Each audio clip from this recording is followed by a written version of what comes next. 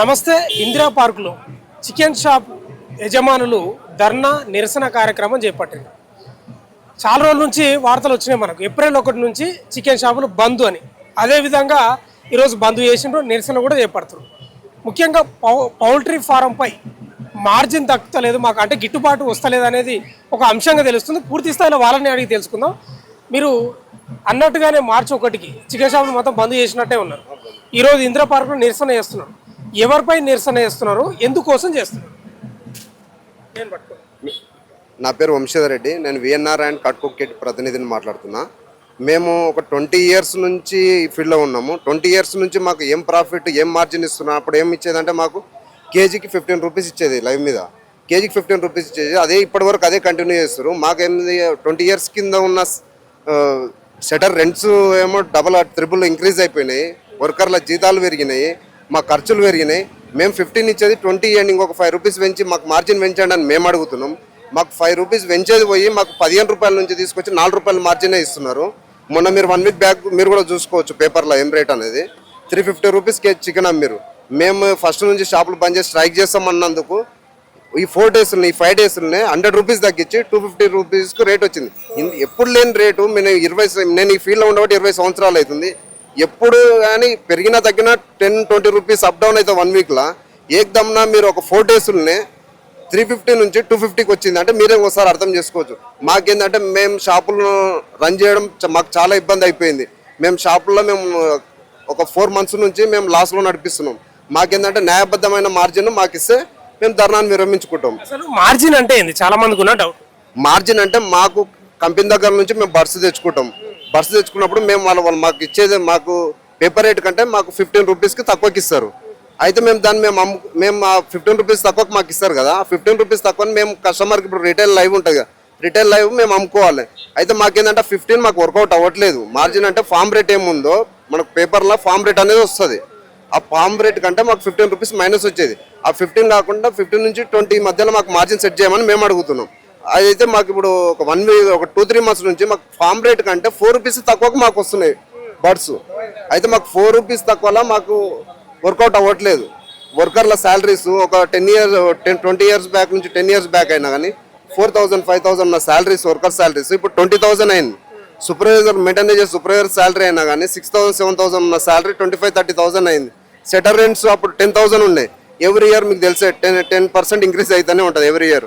10,000 ఉన్న షాప్ల రెంట్లు ఈరోజు 40,000 అయినాయి. మా ఖర్చులు ఏమో డబల్గా త్రిబుల్ అయినాయి. మా ప్రాఫిట్ అనేది డబల్, సరే ట్రిపుల్ లేకున్నా సరే, డబల్ లేకున్నా సరే, ఏదో కొద్దిగా మేము ఏమంటున్నాం 15 కదా, 20 వరకు లైవ్ మీద 20% ఫామ్ రేట్ కంటే 20 మైనస్ అన్న మాకు ఏమని మేము అడుగుతున్నాం. కానీ అలా మాకు ఇవ్వకుండా ఫామ్ రేటుకి 4 రూపాయల మైనస్ ఇస్తున్నారు. ఈ కార్పొరేట్ ఆగడాలను మేము ఖండిస్తున్నాం. మా న్యాయమైన పరమైన మా మార్జిన్ మాకు ఇచ్చినంత వరకు మేము ఈ ధర్నా అనేది విరమించము. మా చిన్న చిన్న కుటుంబాలు అనేది ప్రభుత్వ పరంగా మమ్మల్ని ఆదుకోవాలని కోరుకుంటున్నాం. అంటే ఇప్పుడు మీరు చికెన్ రేట్ తగ్గినట్టుంది, 250కే వచ్చినట్టుంది. మీరు నిరసన చేస్తాం అంటే చికెన్ షాపులు బంద్ చేస్తాం అన్నదికి దిగి వచ్చిందా పౌల్ట్రీ? అవును, మేము 350 రూపీస్ ఉన్నది కదా, మేము బంద్ చేస్తామన్నందుకే ఏకదమ్నా మరి మేము ఏడ బయట పడతాము అనే లెక్కల 100 రూపీస్ తగ్గించారు.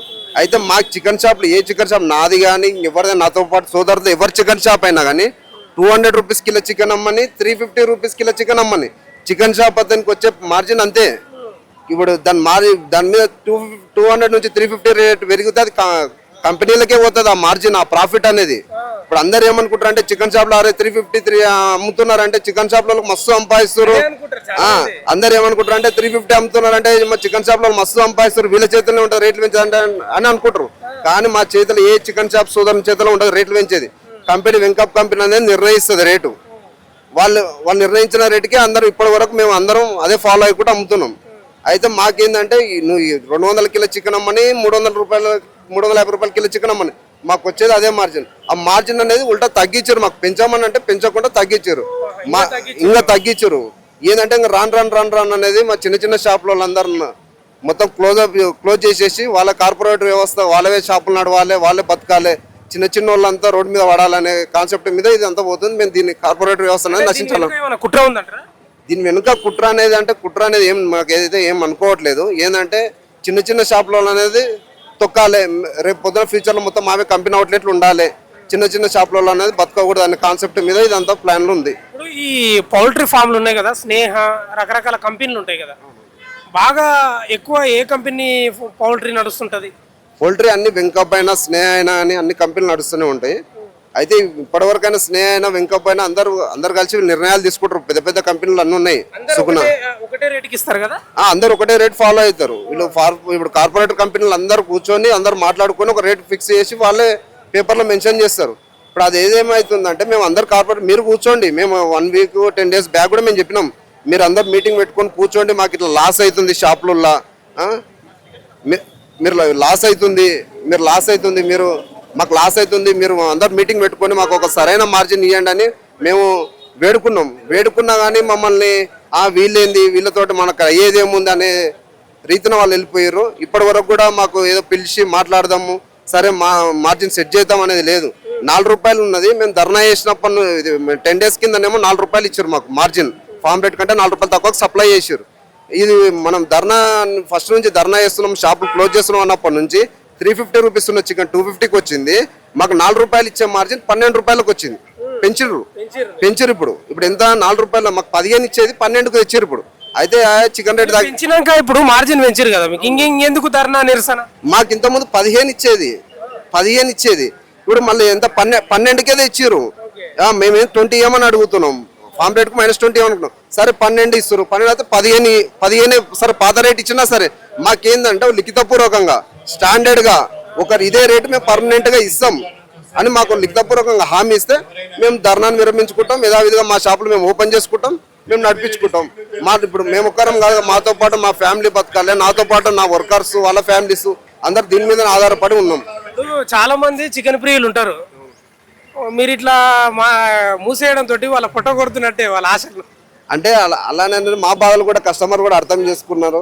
మేము కస్టమర్లు కూడా మేము 1 వీక్ నుంచి కూడా షాప్ల ముందర ఫ్లెక్సీలు కట్టినాము. షాప్ల ముందర ఫ్లెక్సీలు కట్టి మా బాధలు ఇవి, మేము ఇట్లా రన్ చేయలేకపోతున్నాం, మేము ఈ విధంగా లాస్ అవుతున్నాము, మీరు మాకు సపోర్ట్ చేయాలంటే కస్టమర్లు కూడా స్వచ్ఛందంగా సరేనా ఏముంది ఒక వారం రోజుల 3 రోజుల మీ ప్రాబ్లమ్ సాల్వ్ అయినంత వరకు మీకు సపోర్ట్గానే మేము ఉంటాను. మాకు కూడా కస్టమర్స్ అందరూ మాకు మద్దతుగా నిలబడుతున్నారు. ఇప్పుడు కస్టమర్ల నుంచి మీకు ఏమన్నా వస్తున్నారా జనాలు? అంటే ఈ మార్జిన్ తగ్గినాక కూడా అంటే ఇప్పుడు 350 రూపీస్ ఉన్నప్పుడు ఏం చేస్తాడంటే యాక్చువల్గా కస్టమర్ ఏమనుకుంటాడు, ఏదో ఇంకో 100 రూపీస్ 150 రూపీస్ వేసుకుంటే ½ కేజీ మటన్ వస్తుంది రా బాయ్, చికెన్ అవసరమా అని మటన్ కన్వర్ట్ అవుతాడు. ఆలోచన వస్తుంది ఎవరికైనా. 350 రూపీస్కి 2 కిలోల చేపలు వస్తాయని అటు కన్వర్ట్ అవుతాడు. మాకేంది 350 రూపీస్ ఉన్నప్పుడు మాకు సేల్స్ లేవు. సేల్స్ లేనప్పుడు ఏమవుతుంది, మాకు ప్రాఫిట్ తగ్గుతుంది. మాకు సేల్స్ తగ్గినప్పుడు మాకు ప్రాఫిట్ తగ్గిపోతుంది. ఈ 350 రూపీస్ ఉండడం వల్ల మాకు ఇట్లా ప్రాఫిట్ తగ్గింది, సేల్స్ లేక ప్లస్ మళ్ళీ ఉల్టా మాకు మార్జిన్ తగ్గించారు. చాలా మందికి ఉన్న డౌట్ ఏం తెలుసా, బయట ఇప్పుడు 350 చికెన్ రేట్ పెరిగింది కదా, ఇక మీరు అడ్డగోలుగా పైసలు మీకే వస్తున్నాయి అనుకుంటారు చాలా. ఇప్పుడు ప్రతి ఒక్క కస్టమర్ ఏమనుకుంటారు అంటే ఇప్పటి వరకు తెలియదు, ఇన్ని సంవత్సరాల నుంచి ఎవరికి తెలియదు, ఏ కస్టమర్కి తెలియదు. ఈ తెలియని విషయం ఏంటంటే ఇదే 350 చికెన్ షాప్ల రేటు వీళ్ళని డిసైడ్ చేస్తారు, చికెన్ షాప్లలో డిసైడ్ చేస్తారు. వీళ్ళకి కావాలని పెంచుకున్నారు, వీళ్ళకే వస్తున్నాయి లాభాలు అని అనుకుంటారు, కానీ మాకు రావు.